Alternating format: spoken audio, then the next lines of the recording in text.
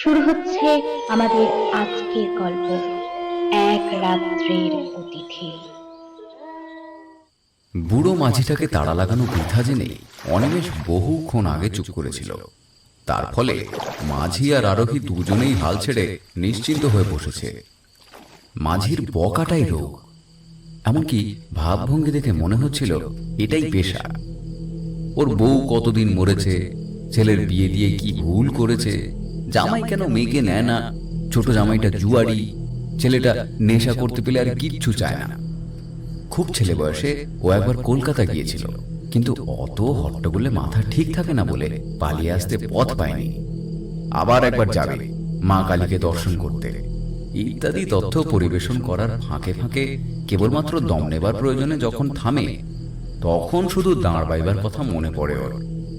সুতরাং শহরে যাবার বাস যে পাবে না তা অনিমেষ আগেই বুঝেছিল, কিন্তু এমন অবস্থায় যে পড়বে তা কল্পনা করেনি। বাস তো নেই, আশেপাশে কোথাও মানব বসতির চিহ্ন যেন চোখে পড়ে না। নৌকা এসে যেখানটায় ভেড়ে সেখানে বাঁশের মাচা মতো একটা আছে, জাহাজ ঘাটা হলে অনায়াসে যেটি বলা যেত। সেই মাচাতে নেমে অসহায় ভাবে অনিমেষ একবার চারিদিকে তাকিয়ে দেখল, নিচে ময়ূরাক্ষীর কালো জল নিঃশব্দে বয়ে যাচ্ছে। তার স্রোতের গতি থাকলেও তবু একটু প্রাণস্পন্দন বোঝা যেত। এত মন্থর তার স্রোত, এত নিস্তরঙ্গ যে মনে হচ্ছে সমস্ত জলটা যেন জমাট বেঁধে স্তব্ধ হয়ে গেছে। আর তার সেই অতল কালো বুকে কত কি রহস্যময় জীব স্পন্দনহীন চোখে তার দিকে তাকিয়ে কৌতুকের হাসি হাসছে। ওপারে ভাগীরথপুর গ্রাম, বেশ সম্পন্ন গ্রাম তা সে জানে। বহু লোকের বাস, অনেক পাকা বাড়ি, স্কুল, ডাকঘর আছে, কিন্তু এখান থেকে তার কিছুই দেখা যায় না। ঘাট থেকে উঠে যে রাস্তাটা গ্রামের দিকে গিয়েছে তার সাদা বালির আভাস নিবিড় বনের অন্ধকারে মিশে গেছে একটুখানি গিয়েই। দুদিকে বড় বড় গাছ, কি গাছ তা বোঝা যায় না, কিন্তু তারই অসংখ্য শাখা পল্লব সমস্ত গ্রামটাকে যেন চোখের আড়াল করে রেখেছে। একটা আলোর রেখা পর্যন্ত চোখে পড়ে না। ওপারেই যদি এই হয় তো এপারের অবস্থা সহজেই অনুমেয়। এপারে যেদিন সে এসেছিল সেদিন দিনের বেলায়ও কোনো গ্রাম ওর চোখে পড়েনি। বাসটা এসে একেবারে এই ঘাটের ধারে দাঁড়ায়। যাত্রীরা সবাই ভাগীরথপুর চলে যায়। সেদিন অন্তত এমন কেউ ছিল না যে এপারে কোথাও যাবে। আসার সময়ও দুদিকে আম গাছের ঘন বন কাটিয়ে এসেছিল, বেশ মনে আছে।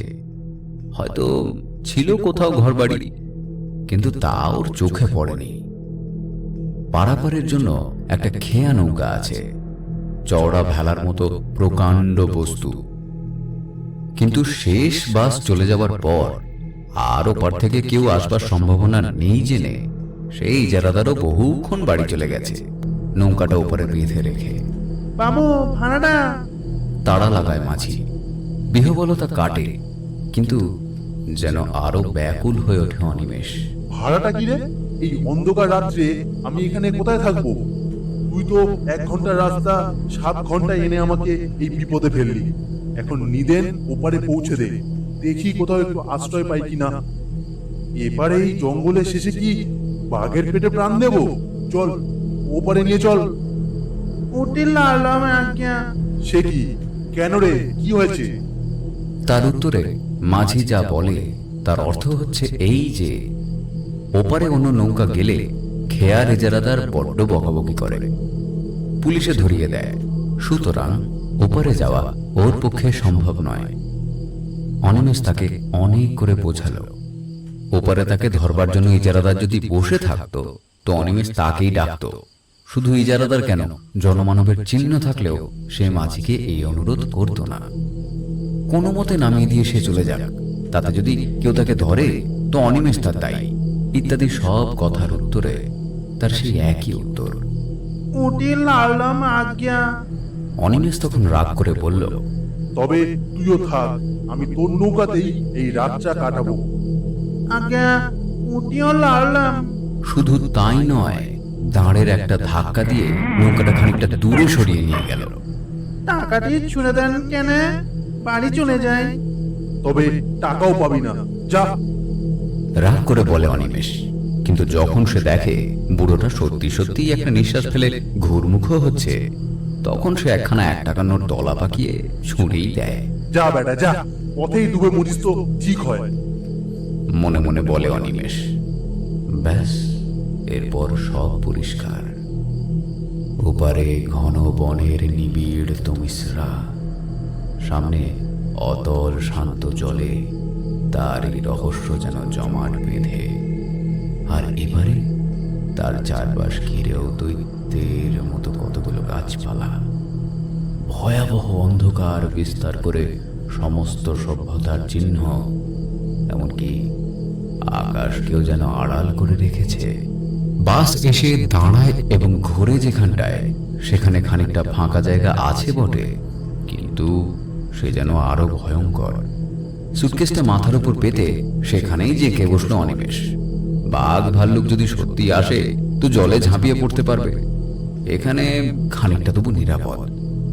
খড়খড় ঝটপট শব্দ করে কি একটা পাখি উড়ে বসলো মাথার উপরে। ভয় পেয়ে চমকে উঠল অনিমেষ। কাছেই কোথাও শুকনো পাতার উপর দিয়ে কি একটা সরীসৃপ চলে গেল বোধ হয়। সামান্য শব্দ, তবু বেশ স্পষ্ট। ওইটুকু আওয়াজ, কিন্তু অনিমেষের মনে হলো যেন বন্দুকের শব্দ উঠল কোথাও। বিশ্রী লাগছে। নক্ষত্রের আলোতে যতদূর দৃষ্টি চলে, বহুক্ষণ ধরে ধরে হাতঘড়িটা দেখল। মাত্র রাত 9টা। কলকাতায় সবে সন্ধ্যা, কিন্তু এখানে মনে হচ্ছে নিশুতি রাত।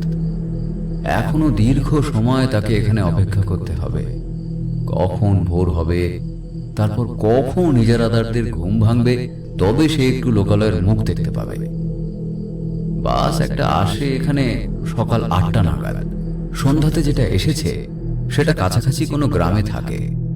7টা নাগাদ এখানে এসে দাঁড়ায়, অর্থাৎ প্রায় 12 ঘন্টা এখনো। আচ্ছা, হাঁটলে কেমন হয়? বাসের রাস্তাটা ধরে হাঁটতে থাকলে কি আর একটা গ্রাম পাওয়া যায় না কাছাকাছির মধ্যে? কিন্তু সেখানে যদি তাকে আশ্রয় দিতে কেউ না চায়, ডাকাত বলে মনে করে, তাছাড়া দুদিকে যা ঘন ঘন বন, যদি বাঘ আসে। মুর্শিদাবাদ জেলায় এসব অঞ্চলে প্রায় বাঘ বেরোয়। দরকার নেই, 10-11 ঘন্টা সময় একরকম করে কেটেই যাবে। ও মশাই, শুনছেন? বাস মিস করেছেন বুঝি? কোথাও আশ্রয় পাননি না? অস্ফুট একটা শব্দ করে চমকে ওঠে অনিমেষ। বরং আঁতকে ওঠে বলাই ঠিক। কখন নিঃশব্দে কে পেছনে এসে দাঁড়িয়েছে, কই এতটুকুও তো টের পায়নি। সামান্য কুটনাদার শব্দের দিকেও তো সে কান পেতেছিল। কয়েক মুহূর্ত যেন ভয় আড়ষ্ট হয়ে থাকে, ঘাড় ফেরাতেও সাহস হয় না। কথাগুলো যে বলেছে সে একেবারে ওর পিছনে এসেই দাঁড়িয়েছে, অত্যন্ত দ্রুত, যেন একটা কথা শেষ হবার আগেই আরো একটা কথা শুরু হয়েছে। এইভাবে পর পর 3টি প্রশ্ন করে আগন্তুকটিও চুপ করে দাঁড়িয়ে নিঃশ্বাস ফেলছে। অবশেষে প্রায় মরিয়া হয়েই অনিমেষ ফিরে তাকায়। রোগা কালো গোছের একটি মানুষ, খুব মেটে নয়, তাই বলে ঢ্যাঙাও বলা চলে না। উস্কো খুস্কো এক মাথা চুল, ঘন দাড়ি, কিন্তু আবক্ষ বিস্তৃত নয়। মধ্যে মধ্যে কামানো বা ছাঁটা হয় এমনই দাড়ি, খোঁচা খোঁচা।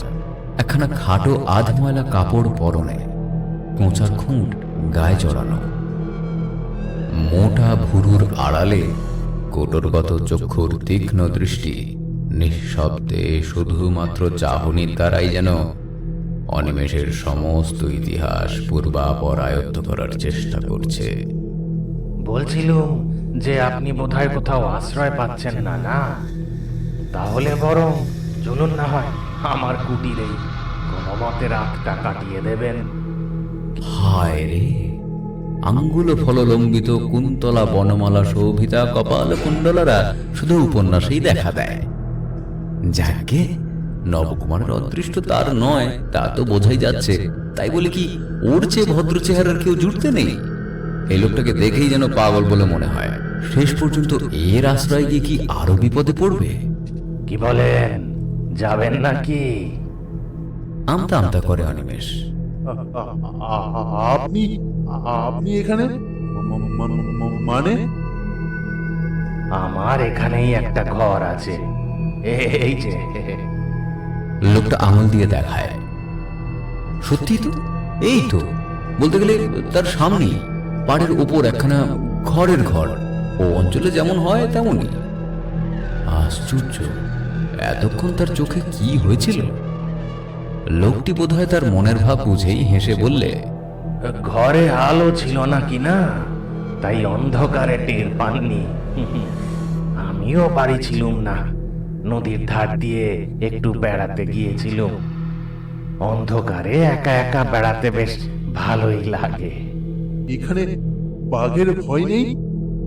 আছে বই কি, তবে আমার অত ভয় নেই। মরবার ভয় করি না, করে লাভই বাকি বলুন? মরতে তো একদিন হবে। না, লোকটাকে ঠিক পাগল বলে তো মনে হয় না। চলুন চলুন, ঘরে বসেই কথাবার্তা হবে খন। চলুন। বলে সুটকেসটা তুলে নেয় অনিমেষ। একখানা নয়, পাশাপাশি দুখানা ছোট ঘর, সামনে এক ফালি দাওয়া।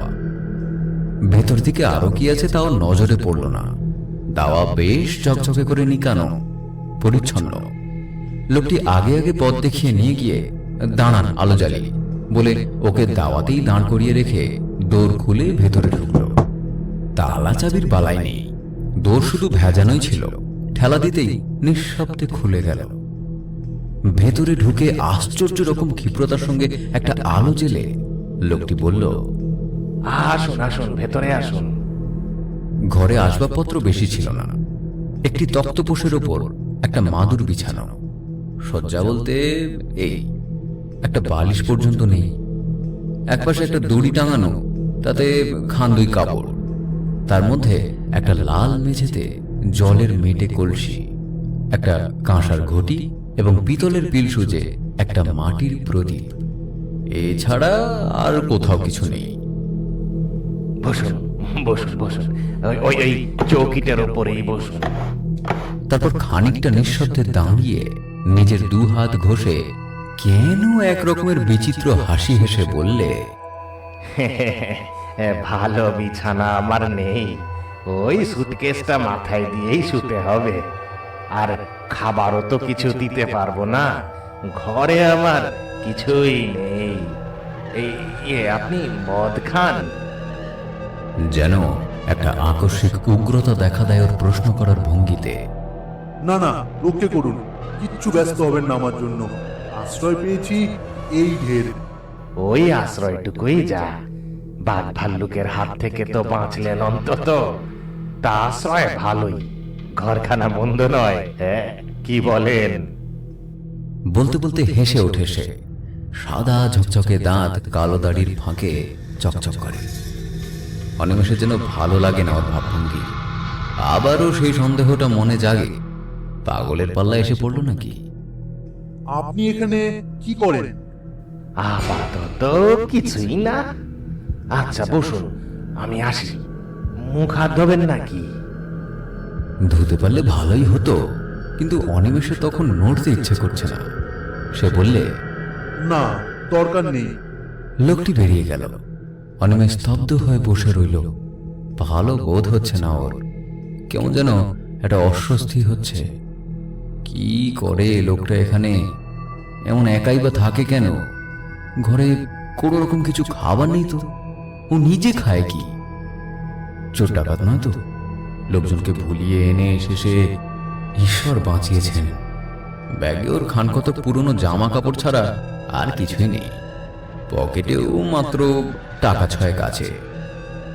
কিন্তু একটু পরেই সমস্ত দেহ হিম হয়ে ওর মনে পড়ে, এই সব উদ্দেশ্যে যারা নিয়ে আসে ভুলিয়ে, টাকা না পেলে আরো হিংস্র হয়ে ওঠে। তাছাড়া মেরে ফেলে তো দেখবে কি আছে না আছে। ওদের দেশে একবার খুব ডাকাতের উপদ্রব হয়েছিল। তারা একটা লোককে খুন করার পর পেয়েছিল মাত্র একটি আদলা। কখন গৃহস্বামী আবার নিঃশব্দে ওর কাছে এসে দাঁড়িয়েছে অনিমেষ টেরও পায়নি, যদিও খোলা দরজার দিকেই চেয়ে বসেছিল সে। আশ্চর্য! লোকটি বলল, এখনই শুয়ে পড়বেন নাকি? যদি ঘুম পেয়ে থাকে তো স্বতন্ত্র কথা, নইলে একটু বসি। কতদিন লোকের সঙ্গে কথা কইতে পাইনি, বলেন তো দুটো কথা কয়ে বাঁচি। এখানে তো তেমন লোকজন নেই, আসেও না কেউ। অনিমেষ আবারও পূর্ব প্রশ্নের জের টানল। তা এমন জায়গায় আপনি থাকেনই বা কেন? সেই হাসি গৃহস্বামীর মুখে, তেমনই নিঃশব্দ হাসি, দাড়ির ফাঁকে শুভ্র দন্তের সেই বিজলি প্রকাশ। ভয় নেই, আমি চোর ডাকাত নই, পাগলও নই। ঘরে কিছু নেই মানে আমার কিছুর দরকার নেই, থাকারও দরকার হয় না আমার। কেন জানেন? তারপর যেন কতটা অসংলগ্ন ভাবেই বলে ওঠে, আমি সাধক, তান্ত্রিক সন্ন্যাসী। সন্ন্যাসী? অবিশ্বাসের দৃষ্টিতে চায় অনিমেষ। অপ্রতিভ হয়ে লোকটি বলে, না, সন্ন্যাসী মানে ঠিক অভিষিক্ত সন্ন্যাসী নই, তবে সাধক বটে। উবু হয়ে ঘরের মেঝেতেই বসল লোকটি। কিছুক্ষণ মৌনভাবে থেকে বললে, তাহলে আপনাকে বলেই ফেলি, সেটা কাউকে কখনো বলিনি, বলবার সুযোগও পাইনি বিশেষ। এই অঞ্চলেরই লোক আমি, বুঝলেন। ছেলেবেলা থেকেই নানা বইতে তান্ত্রিক সন্ন্যাসীদের অদ্ভুত সব ক্ষমতার কথা পড়ে ওইদিকে মনটা ঝোঁকে। মনে হতো আমিও এইসব সাধনা করে সিদ্ধ হব, তারপর প্রাণ ভরে পৃথিবীর সব ঐশ্বর্য ভোগ করব। আর আমাকে পায় কে? হায় রে, তখন কি আর জানতুম যে ভোগের উদ্দেশ্যে সাধনা করতে এলে সিদ্ধি তো দূরের কথা, সমস্তই খোয়াতে হয় একে একে। এই পর্যন্ত বলে লোকটি চুপ করল। এতক্ষণে অনিমেষও অনেকটা সহজ হয়েছে।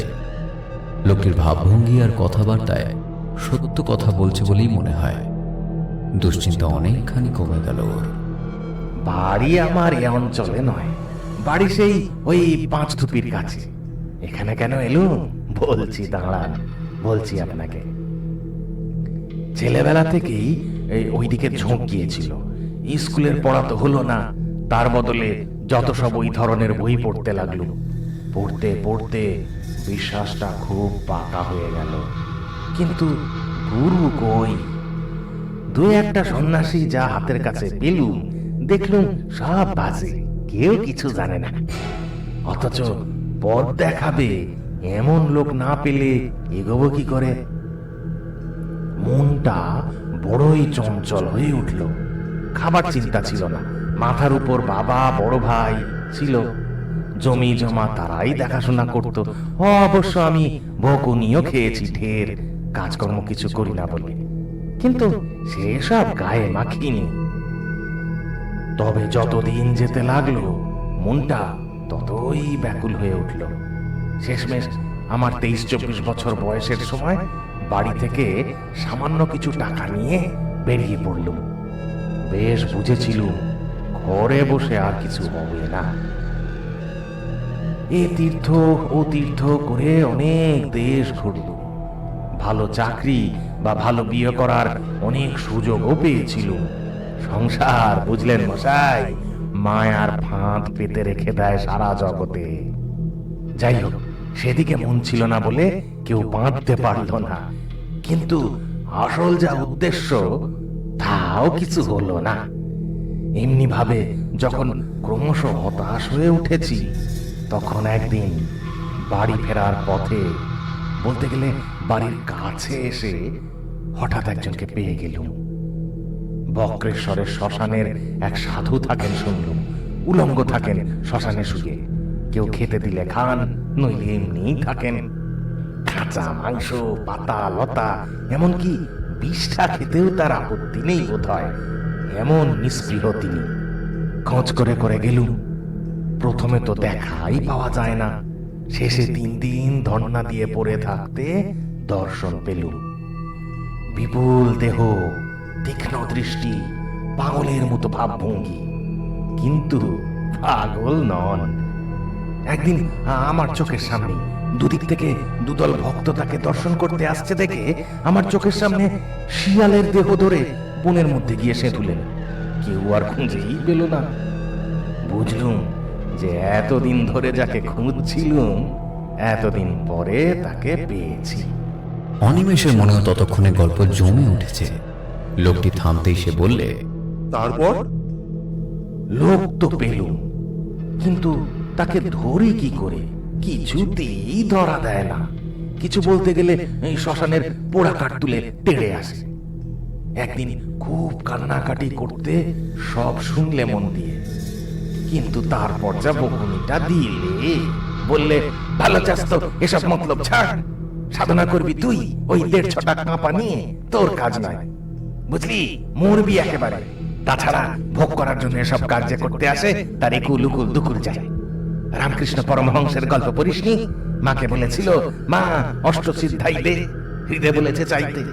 মা বললেন কাল সকালে এর উত্তর পাবি। পরের দিন সকালে দোর খুলতেই নজরে পড়লো একটা মেয়ে ছেলে ওই দিকে ফিরে শৌচ করতে বসেছে। পরমহংস অপ্রস্তুত হয়ে ফিরে এসে ভাগ্নেকে এই মারে তো সেই মারে। বুঝলি, এমন তুচ্ছ শুধু নয়, ছোট জিনিস এসব। ঘরের ছেলে ঘরে ফিরে যা, বিয়ে থা কর, নিজে নিজেই ভগবানকে ডাক, নয়তো কুলগুরুর কাছে দীক্ষা নিস। অনেক কাকুতি মিনতি করলুম, বুঝলে, বাবার আর দয়া হলো না। আমি কিন্তু মশাই হাল ছাড়লুম না। আমার তখন জিদ চেপে গেছে কি না, ওইখানেই পড়ে রইলুম, বলতে গেলে না খেয়ে দে।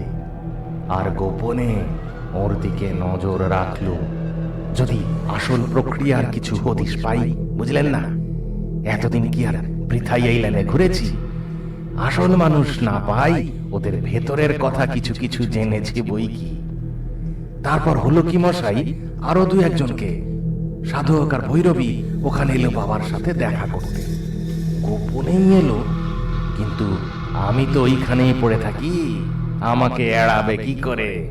পর পর কদিন ওদের চক্র বসলো, তাও দেখলুম, মনে হলো যে আর কি সব শিখে গেছি।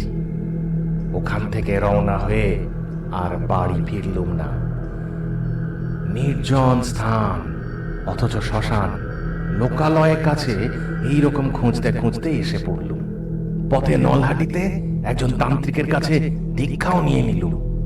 ও মশাই, এলুম তো এখানে, কিন্তু সাধনা আর হয় না। প্রথম দিন থেকেই বিঘ্ন। উপকরণ জোটে তো দিন পাই না, দিন পাই তো উপকরণ নেই। শেষে অনেক কৌশল করে অনেক নিচে নেমে যদি বা সব জোগাড় করলুম, মঙ্গলবার অমাবস্যার রাত পেয়ে যেমন আসন করে বসেছি, কি বিঘ্ন! ধ্যান এমন দেব কি, কিছুতে মন নিয়ে স্থির করতে পারি না। এখন এটা বাসের রাস্তা হয়ে শ্মশান এখান থেকে অনেক সরে গেছে। আগে এই খানটাতেই শ্মশান ছিল। এখন যেখানে ঘর দেখছেন, এই যেখানে আমরা বসে আছি, এইখানেই সেদিন আসন করে বসেছিল। নিজের অজ্ঞাতেই অনিমেষ যেন একটু সরে বসে, তারপর বলে, আচ্ছা, কৃষ্ণ কি রকমের? ভয় পেলেন? শুনেছি তো এরকম সাধনায় বসলে প্রথম প্রথম নানা রকমের ভয় দেখায়, কিন্তু সেটা শুধুই পরীক্ষা করার জন্যে। আপনি তো সেরকম শুনেছিলেন নিশ্চয়ই, তবে ভয় পেলেন কেন? হাসলো লোকটা আবারও। কাউকে ছেলে মানুষই করতে দেখলে বিজ্ঞ মানুষেরা যেমন হাসে, কতকটা তেমনই হাসি। বললে,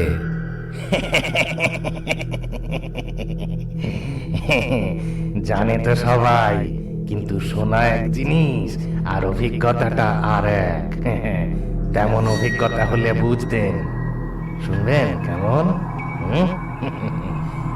মড়ার বুকের ওপর বসেছি আসন করে, মড়ার খুলিতে করে মদ খাচ্ছি, মনে ভয় ডর কিছুই নেই, এই বিশ্বাস হয়ে গিয়েছিল। কিন্তু সেই লোকেরই বুকের মধ্যে হিম হয়ে গেল সেসব শুনে।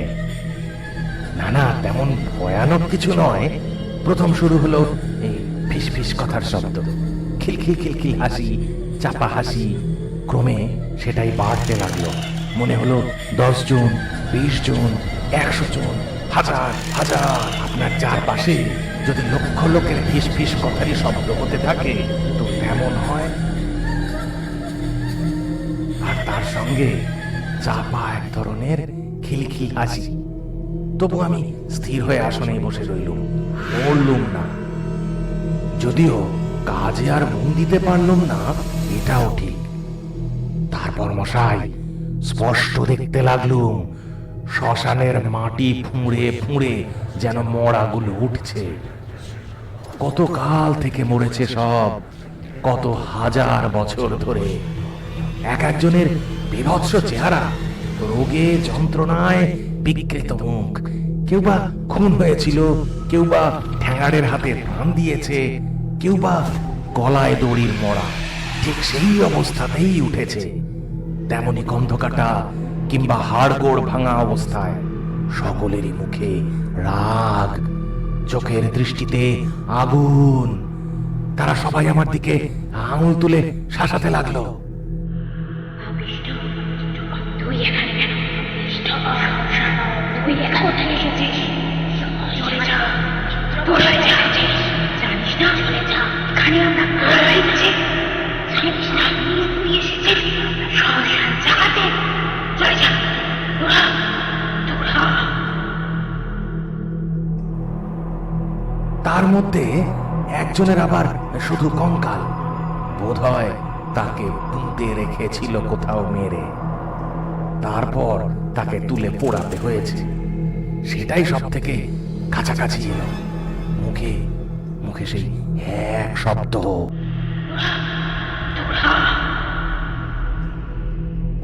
ভয় পেলুম খুব, তবু এও জানি একবার ভয় পেলেই গেল চিরকালের মতো। প্রাণপণে চেঁচিয়ে উঠলুম, যাব না, যাব না, উঠবো না আমি। ব্যাস, আর যায় কোথা? সেই কঙ্কালটা আরো এগিয়ে এসে তার সেই অস্থিময় আঙুল কটা দিয়ে আমার গলাটা চেপে ধরলো। ও সে কি চাপ! যেন যেন মোটা লোহার সাঁড়াশি। কত চেষ্টা করলো মুক্ত হওয়ার, কিন্তু সে বজ্র কঠিন মুষ্টি খুলে কার সাধ্য। দম বন্ধ হয়ে গেল। বুকে সে এক অসহ্য যন্ত্রণা। মনে হলো যেন দেহের প্রতিটা শিরা ফেটে যাচ্ছে। আকুলি বেকুলি করতে লাগলুম এক ফোঁটা হাওয়ার জন্য। সে হাওয়া চারিদিকেই রয়েছে, তবু এক বিন্দু বুকের মধ্যে নিতে পারলুম না।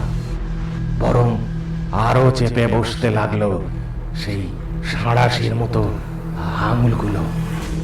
তারপর রুদ্ধ নিঃশ্বাসে প্রশ্ন করে অনিমেষ।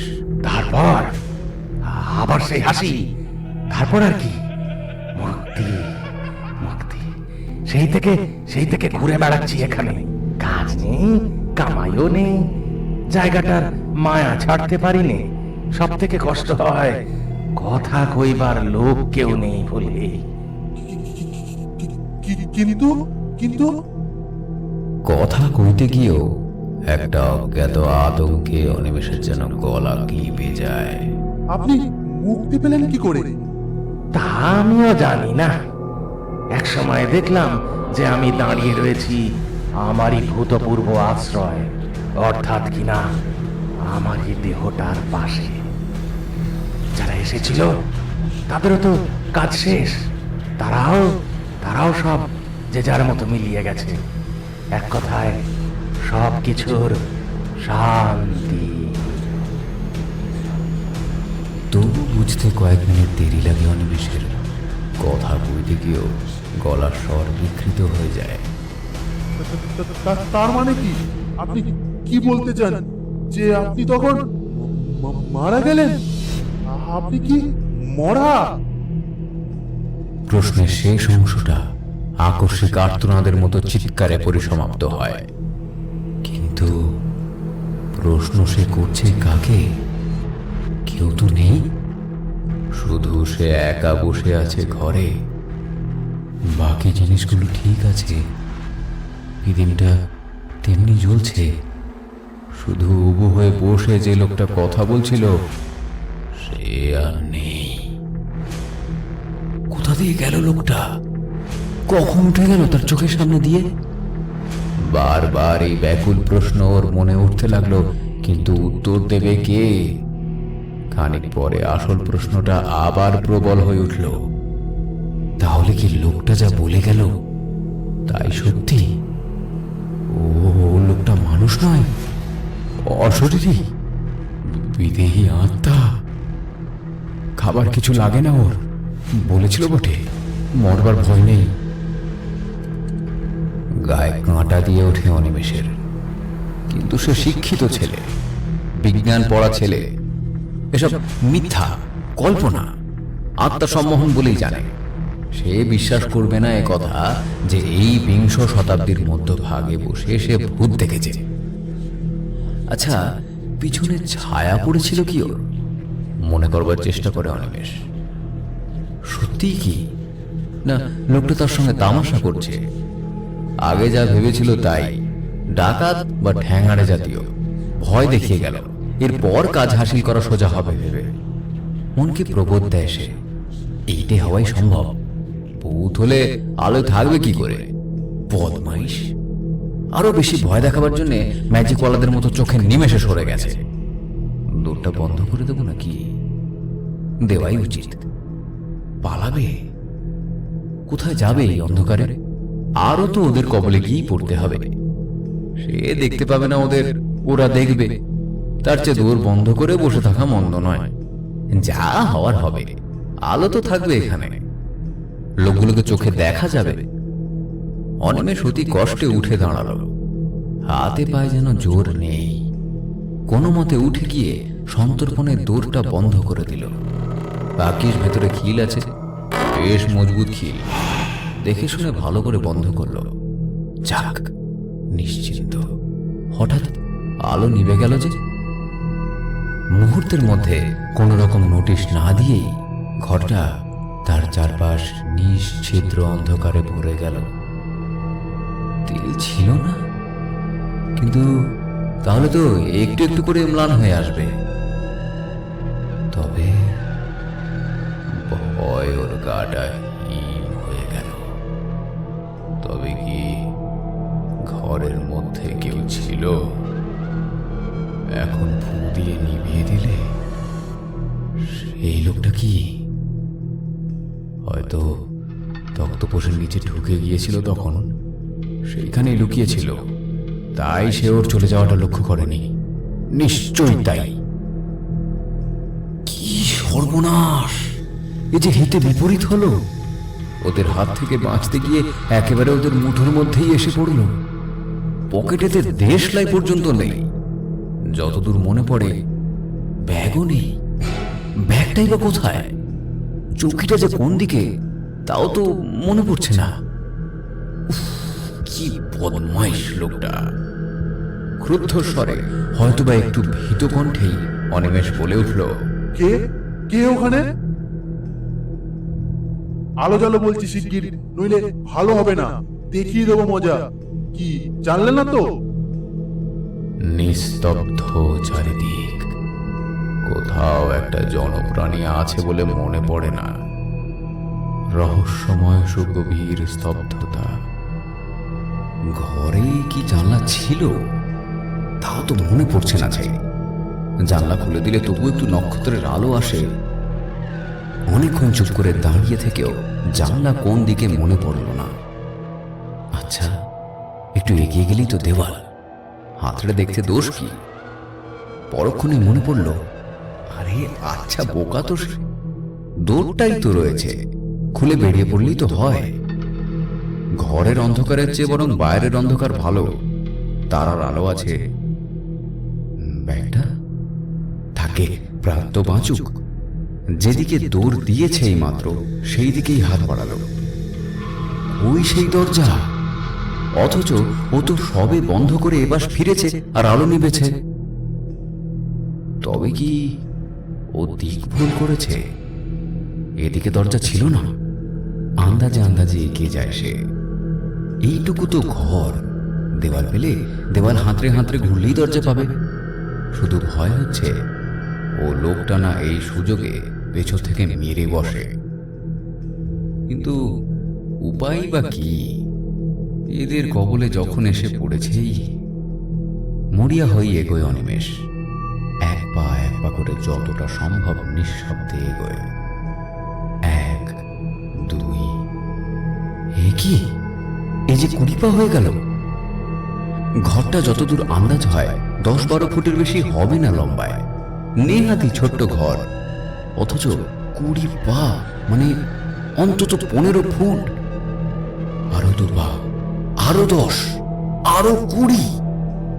এ কি, সে মাঠে চলছে নাকি? কিরকম হলো? 40 পা চলার মতো ঘর তো নয়। কোনাকুনি হাঁটছে, তাতেই বা এত দূর হবে কেমন করে? তবু আরো কয়েক পা যায় সে। হয়তো চলতে চলতে তখন গতি বেঁকে গিয়েছে। সোজা হয়ে হাঁটে আরো খানিকটা। না, তবু দেওয়াল নেই। রহস্যময় অন্ধকার, অনন্ত শূন্যতা। বাইরের মুক্ত শূন্যতা নয়, 4 দেওয়ালের চাপা, তবু তা অনন্ত। এইবার কপালে ঘাম দেখা দেয় অনিমেষের। এতক্ষণ ডাকাতের ভয় যা হয়নি, এইবার তাই হলো। পা দুটো কাঁপতে লাগলো থরথর করে, একেবারে যেন ভেঙে এলো। অসহায় ভাবে সেখানেই বসে পড়ল। এটার কি হলো? কি চক্রান্তে জড়িয়ে পড়ল সে?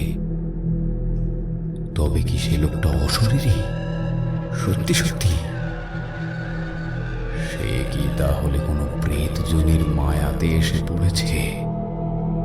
বিহ্বল হয়ে ভাবে অনিমেষ কি করবে, কিন্তু কোনো পথ দেখতে পায় না। ওই যে কারা আসছে না? হ্যাঁ, ওই তো কত লোকের পায়ের আওয়াজ। অন্তত 8-10 জনের কম নয়, কিংবা আরো বেশি। এই বাড়ির কাছেই আসছে। ওই তো দাওয়ায় উঠল। গলা দিয়ে শট বেরোলো না, ডাকরা শুকিয়ে গিয়েছে, গলা কাঠ। কিন্তু ওরাই যদি সেই ডাকাতের দল হয়, তা হোক, তবু তো তারা মানুষ। ভরসা হলো একটু অনিমেষের। তাহলে অন্তত এটা প্রেতের মায়া নয়। বাঁচা গেল। হ্যাঁ, ডাকাতি, নইলে ওরা এমন ফিসফিস করে কথা কইবে কেন? বহু লোক যেন পরস্পরের সঙ্গে ফিসফিস করে কথা কইছে। আরো লোক বাড়ছে, আরো বহু পায়ের শব্দ, অসংখ্য অগণিত ফিসফিস করে কথা বলার আওয়াজ। এ কি? ওরা কি ঘরে ঢুকছে নাকি? কেমন করে ঢুকলো? ওর যে চারিদিকে শব্দগুলো এগিয়ে আসছে, ওরাই চারপাশে, খুব কাছে। খিলখিল করে চাপা হাসির শব্দ। অনেকে হাসছে, তবু শব্দটা খুব জোর নয়। মাথা থেকে পা পর্যন্ত বরফ নেমে যায় যেন দেহের মধ্যে। হাত পায়ে আর কোনো সাড়া থাকে না। আতঙ্ক যে এমন জিনিস, তা আগে অনিমেষ কল্পনাও করেনি। মস্তিষ্ক শুদ্ধ যেন নিষ্ক্রিয় হয়ে আসছে। চিৎকার করবে, সাধ্য নেই। পালাবে, পথ কই? কিন্তু কিছু তো একটা করা উচিত। লোকগুলো যেন ওকে ঘিরে ধরেছে। তাদের নিঃশ্বাস দূষিত, তীব্র, উষ্ণ নিঃশ্বাস ওর সর্বাঙ্গে। মনে পড়ে গেল লোকটার বর্ণনা। সেও তো এমনই ফিসফিস শব্দ শুনেছিল, এমনই হাসি। তারপর সেই মৃতের পুনরুত্থান, সেই কঙ্কালের অভিযান। তারও অদৃষ্টে কি তাই হবে? সে তো কোনো দোষ করেনি। সে তো সাধনা করতে আসেনি সবের বুকের উপর চড়ে। অকস্মাৎকে যেন হা হা করে হেসে উঠল তারই আশেপাশে কোথাও। তীক্ষ্ণ চড়া গলার সে হাসি। মনে হলো যেন তার পাশের অন্ধকারকে বিদীর্ণ করে ছড়িয়ে পড়তে চাইছে। আবার চারিদিকের দেওয়ালে ধাক্কা খেয়ে ফিরে আসছে তারই চারিদিকে। বহুক্ষণ ধরে যেন সেই এক হাসির শব্দ ধ্বনিত আর প্রতিধ্বনিত হতে লাগলো তাদের ঘিরে। বিশ্রী তীক্ষ্ণ একটা উপহাসের হাসি। সে হাসির জাল যেন তাকে চারিদিক থেকে বেড়ে ধরেছে, আর নিস্তার নেই। প্রাণপণ চেষ্টায় মরিয়ার মতো চিৎকার করে উঠলো এবার অনেক। হে ভগবান, এ কি করলে? সত্যি তো, ভগবানের কথা তো তার মনে ছিল না, তাকে তো সে ডাকেনি। হে ভগবান, হে হরি, বাঁচাও, হে রামচন্দ্র। আর কিছু মনে এলো না তার। সুগভীর ক্লান্তি আর অসহ তন্দ্রায় চৈতন্য শিথিল হয়ে আসে তার।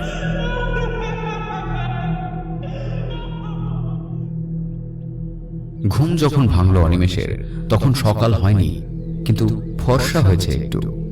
খানিকটা সময় লাগলো তার সবটা মনে করতে।